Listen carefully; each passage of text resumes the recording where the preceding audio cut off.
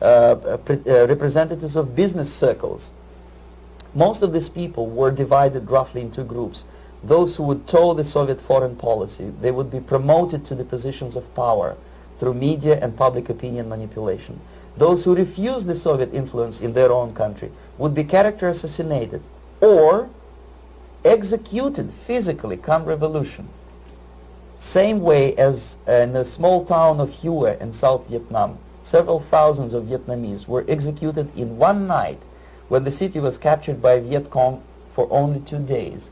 And American CIA could never figure out how could possibly communists know each individual, where he lives, where to get him, and would be arrested in one night, basically in some 4 hours before dawn, put on a van, taken out of the city limits and shot. The answer is very simple. Long before communists occupied the city, there was extensive network of informers, local Vietnamese citizens, who knew absolutely everything about people who are instrumental in public opinion, including barbers and taxi drivers. Everyone who was sympathetic to the United States was executed. Same thing was done under the guidance of the Soviet embassy in Hanoi, and same thing I was doing in New Delhi. To my horror, I discovered that in the files where people were doomed to execution, there were names of pro-Soviet journalists with whom I was personally friendly. Pro-Soviet? Yes. They were idealistically minded leftists who made several visits to USSR, and yet the KGB decided that come revolution or drastic changes in political structure of India, they will have to go. Why is that? Because they know too much. Simply because, you see, the useful idiots, the leftists who are idealistically believing in the beauty of Soviet socialist or communist or whatever system, when they get disillusioned, they become the worst enemies. That's why my KGB instructors specifically made a point, never bother with leftists. Forget about these political prostitutes. Aim higher. This was my instruction. Try to get into large circulation, established conservative media. Rich, filthy rich movie makers, intellectuals, so-called academic circles. Cynical, egocentric people who can look into your eyes with angelic expression and tell you a lie. These are the most recruitable people, people who lack moral principles, who are either too greedy or too suffer from self-importance. They feel that they matter a lot. These are the people who KGB wanted very much to recruit. But to eliminate the others, to execute the others, don't they serve some purpose? Wouldn't they be the ones they rely on? They serve purpose only at the stage of destabilization of a nation. For example, your leftists in United States, all these professors and all these beautiful civil rights defenders, they are instrumental in the process of the subversion only to destabilize the nation. When their job is completed, they are not needed anymore. They know too much. Some of them, when they get disillusioned, when they see that Marxist-Leninists come to power, obviously they get offended. They think that they will come to power. That will never happen, of course. They will be lined up against the wall and shot. But they may turn into the most bitter enemies of Marxist-Leninists when they come to power. And that's what happened in Nicaragua. You remember most of these former Marxist-Leninists were either put to prison or one of them split, and now he's working against Sandinistas. It happened in Grenada when Maurice Bishop was already a Marxist. He was executed by a new Marxist who was more Marxist than this Marxist. Same happened in Afghanistan when first there was Taraki, he was killed by Amin, then Amin was killed by Babrak Karmal with the help of KGB. Same happened in Bangladesh when Mujibur Rahman, very pro-Soviet leftist, was assassinated by his own Marxist-Leninist military comrades. It's the same pattern everywhere. The moment they serve their purpose, all the useful idiots are either be executed entirely, all the idealistically minded Marxists, or exiled or put in prisons, like in Cuba. Many former Marxists are in Cuba, in prison. So most of the Indians who were cooperating with the Soviets, especially with our Department of Information of the USSR Embassy, were listed for execution. And when I discovered that fact, of course I was sick. I was mentally and physically sick. I thought that I'm going to explode one day during the briefing at the ambassador's office, I would stand up and say something that we are basically a bunch of murderers. That's what we are. It has nothing to do with friendship and understanding between the nation and blah, blah, blah. We are murderers. We behave as a bunch of thugs in a country which is hospitable to us, a country which with ancient traditions. But I did not defect. I tried to get the message across. To my horror, nobody wanted even to listen, least of all to believe what I had to say.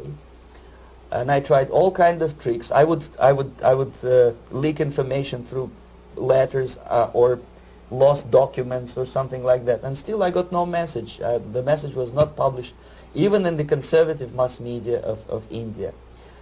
The immediate impulse to defect was Bangladesh crisis, which was described by American correspondents as Islamic grassroots revolution, which is absolute baloney. There was nothing to do with Islam, and there was no grassroots revolution. Actually, there are no grassroots revolutions, period. Any revolution is a byproduct of a highly organized group of conscientious and professional organizers, but has nothing to do with grassroots. In Bangladesh, it was nothing with grassroots. Most of the Awami League party members, Awami League means People's Party, were trained in Moscow in the high party school. Most of the Mukti Fauj leaders, Mukti Fauj in Bengali means People's Army, same as SWAPO and all kind of liberation armies all over the world, the same bunch of useful idiots.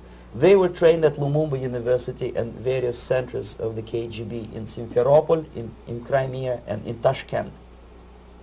So when I saw that Indian territory is being used as a jumping board to destroy East Pakistan, I saw myself thousands of so-called students traveling through India to East Pakistan, through the territory of India, and Indian government pretended not to see what's going on. They knew perfectly well, the Indian police knew it, the intelligence department of the Indian government knew it, the KGB of course knew it, and the CIA knew it. That was most infuriating, because when I defected and I explained to the CIA debriefers they should watch out because East Pakistan is going to erupt any moment, they said I was reading too many James Bond novels. Anyway, so East Pakistan was doomed. One of my colleagues in the Soviet consulate in Calcutta, when he was dead drunk, he ventured into the basement to relieve himself, and he found big boxes which said printed matter to Dhaka University. Dhaka is the capital of East Pakistan. And since he was drunk and curious, he opened one of the boxes and he discovered not printed matter. He discovered Kalashnikov guns and ammunition in there. Anyway, it's a long story. When I saw the preparations for the invasion into East Pakistan, obviously I wanted to defect immediately.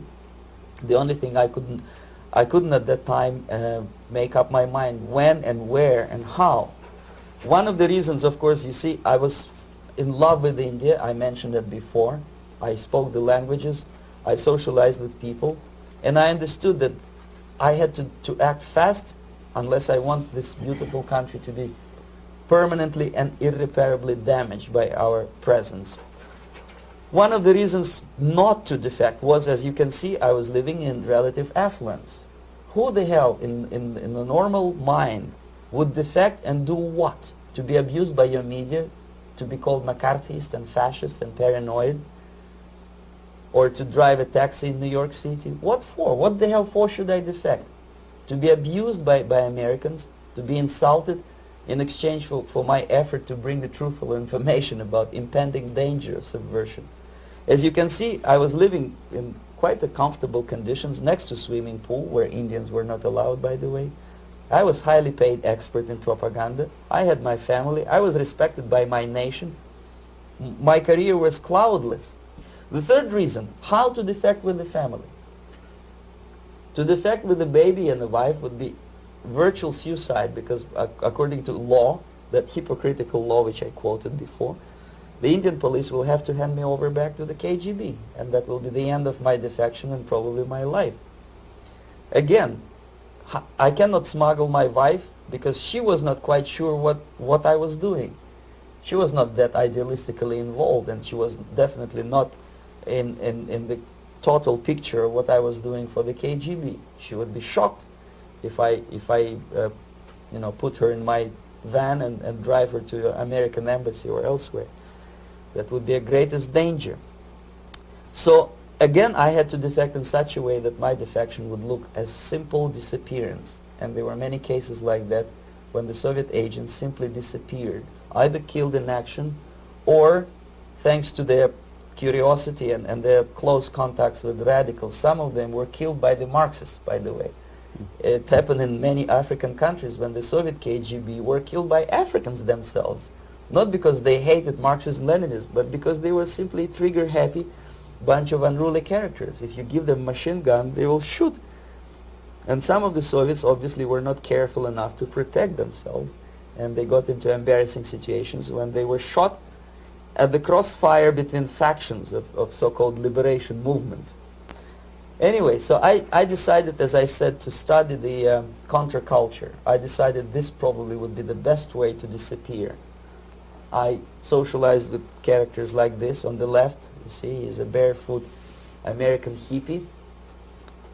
It took me quite a long time to study exactly what they were doing and how to mix with them.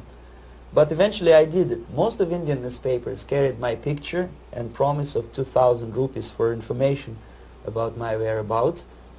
But they were looking for the wrong person, because they obviously tried to stop a young Soviet diplomat in white shirt and tie, and this is how I looked at the time of defection. Nobody could possibly think that a Soviet diplomat would be as crazy as to join a bunch of hippies. That's you. Travel India and smoke hash. So I made it literally almost like a Hollywood-style detective story.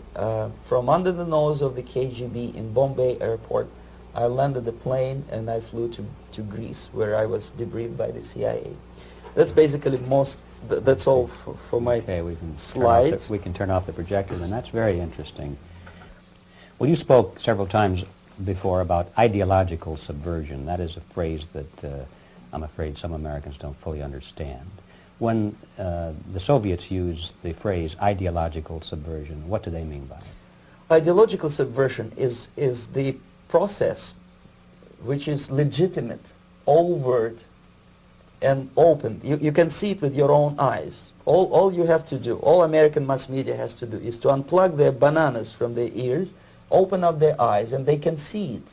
There is no mystery. There is nothing to do with espionage. I know that espionage intelligence gathering looks more romantic. It sells more deodorants through the advertising, probably. That's why your Hollywood producers are so crazy about James Bond type of thrillers.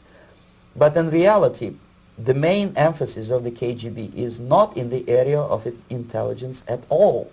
According to my opinion and opinion of many defectors of my caliber, only about 15% of time, money, and manpower is spent on espionage as such. The other 85% is a slow process which we call either ideological subversion or active measures, активные мероприятия in the language of the KGB, or psychological warfare.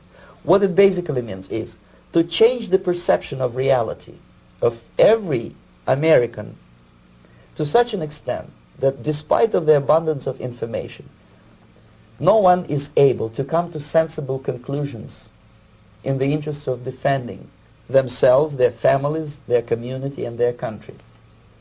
It's a great brainwashing process which goes very slow, and it's divided in 4 basic stages. The first one being demoralization. It takes from 15 to 20 years to demoralize a nation. Why that many years? Because this is the minimum number of years which requires to educate one generation of students in the country of your enemy, exposed to the ideology of the enemy. In other words, Marxism-Leninism ideology is being pumped into the soft heads of at least 3 generations of American students without being challenged or counterbalanced by the basic values of Americanism, American patriotism. The result you can see. Most of the people who graduated in the 60s, dropouts or half-baked intellectuals, are now occupying the positions of power in the government, civil service, business, mass media, educational system. You are stuck with them. You cannot get rid of them they are contaminated. They are programmed to think and react to certain stimuli in a certain pattern. You cannot change their mind, even if you expose them to authentic information, even if you prove that white is white and black is black, you still cannot change the basic perception and the logic of behavior. In other words, these people, the process of demoralization is complete and irreversible. To get rid society of these people, you need another 20 or 15 years to educate a new generation of patriotically minded and common sense people who would be acting in favor and in the interests of the United States society. And yet these people who've been programmed and, as you say, in place and Yes. who are favorable to an opening with the Soviet concept, these are the very people who would be marked for extermination in this country? Most of them, yes. Simply because the psychological shock when they will see in future what the beautiful society of equality and social justice means in practice, obviously they will revolt. They will be very unhappy, frustrated people. And the Marxist-Leninist regime does not tolerate these people. Obviously they will join the links of dissenters, dissidents. Yes. Unlike in present United States, there will be no place for dissent in future Marxist-Leninist America. Here you can get popular like Daniel Ellsberg and filthy rich like Jane Fonda for being dissident, for criticizing your Pentagon. In future, these people will be simply squashed like cockroaches. Nobody is going to pay them nothing for their beautiful, noble ideas of equality. This they don't understand, and it will be greatest shock for them, of course. The demoralization process in the United States is basically completed already. For the last 25 years. Actually, it's overfulfilled because demoralization now reaches such areas where previously not even Comrade Andropov and all his experts would even dream of such a tremendous success. Most of it is done by Americans to Americans, thanks to lack of moral standards. As I mentioned before, exposure to true information does not matter anymore. A person who was demoralized is unable to assess true information. The facts tell nothing to him. Even if I shower him with information, with authentic proof, with documents, with pictures, even if I take him by force to the Soviet Union and show him concentration camp, he will refuse to believe it until he is going to receive a kick in his fat bottom. When a military boot crashes his, then he will understand, but not before that. That's the tragic of the situation of demoralization. So basically America is stuck with demoralization, and unless, even if you start right now, here, this minute, you start educating new generation of Americans, it will still take you 15 to 20 years to turn the tide of ideological perception of reality back to normalcy and patriotism. The next stage is destabilization. This time, subverter does not care about your ideas and the patterns of your consumption. Whether you eat junk food and get fat and flabby, doesn't matter anymore. This time, and it takes only from 2 to 5 years to destabilize a nation, what matters is essentials: economy, foreign relations, defense systems. And you can see it quite clearly that in some areas, in such sensitive areas as defense and economy, the influence of Marxist-Leninist ideas in the United States is absolutely fantastic. I could never believe it 14 years ago when I landed in this part of the world that the process will go that fast. The next stage, of course, is crisis. It may take only up to 6 weeks to bring a country to the verge of crisis. You can see it in Central America now. And after crisis, with a violent change of power, structure, and economy, you have so-called the period of normalization. It may last indefinitely. Normalization is a cynical expression borrowed from Soviet propaganda. When the Soviet tanks moved into Czechoslovakia in '68, Comrade Brezhnev said, "Now the situation in brotherly Czechoslovakia is normalized."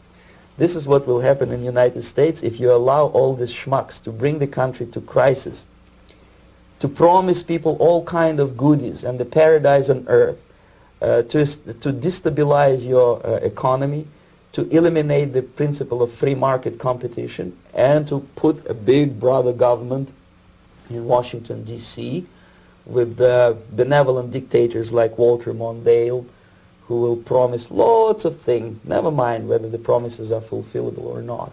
He will go to Moscow to kiss the bottoms of new generation of Soviet assassins.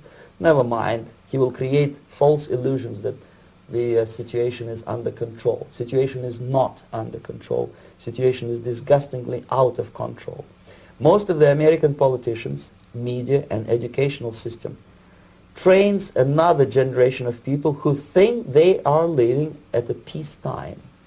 False. United States is in a state of war, undeclared total war against the basic principles and the foundations of this system. And the initiator of this war is not Comrade Andropov, of course. It's the system. However ridiculous it may sound, the world communist system or the world communist conspiracy, whether I scare some people or not, I don't give a hoot. If you are not scared by now, nothing can scare you. But you don't have to be paranoid about it. What actually happens now, that unlike myself, you have literally several years to live on unless the United States wake up. The time bomb is ticking. With every second, the disaster is coming closer and closer. Unlike myself, you will have nowhere to defect to, unless you want to live in Antarctica with penguins. This is it. This is the last country of freedom and possibility. Okay, so what do we do? What is your recommendation to the American people? Well, the immediate thing that comes to my mind is, of course, there must be a very strong national effort to educate people in the spirit of real patriotism, number one. Number two, to explain them the real danger of socialist, communist, whatever, welfare state, big brother government. If people will fail to grasp the impending danger of that development, nothing ever can help United States. You may kiss goodbye to your freedom, including freedoms to homosexuals, to prison inmate. All these freedoms will vanish, evaporate in 5 seconds, including your precious lives. The second thing, the moment at least part of United States population is convinced that the danger is real, they have to force their government. And I'm not talking about sending letters, signing petitions, and all this beautiful, noble activity. I'm talking about forcing United States government to stop aiding communism. Because there is no other problem more burning and urgent than to stop the Soviet military-industrial complex from destroying whatever is left of the free world. And it is very easy to do. No credits, no technology, no money, no political or diplomatic recognition, and of course no such idiocy as grain deals to USSR. The Soviet people, 270 millions of Soviets, will be eternally thankful to you if you stop aiding a bunch of murderers who sit now in Kremlin and whom President Reagan respectfully calls government. They do not govern anything, least of all such complexity as the Soviet economy. So basic, two very simple, maybe too simplistic answers or solutions, but nevertheless they are the only solutions. Educate yourself, understand what's going on around you. You are not living at a time of peace. You are in a state of war, and you have precious little time to save yourself. You don't have much time, especially if you are talking about young generation. There's not much time left for convulsions to the beautiful disco music. Very soon it will go, just overnight. If we are talking about capitalists or wealthy businessmen, I think they are selling the rope on which they will hang very soon.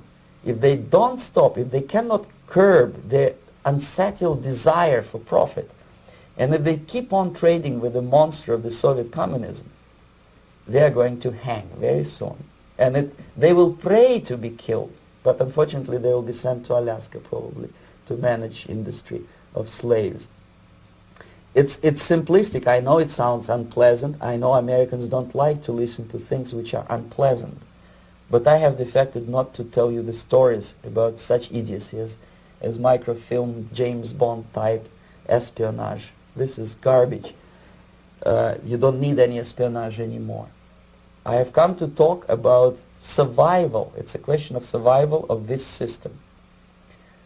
You may ask me, what is it in for me? Survival, obviously, because unlike, as I said, I am now in your boat. If we sing together, we'll sing beautifully together. There is no other place on this planet to defect to.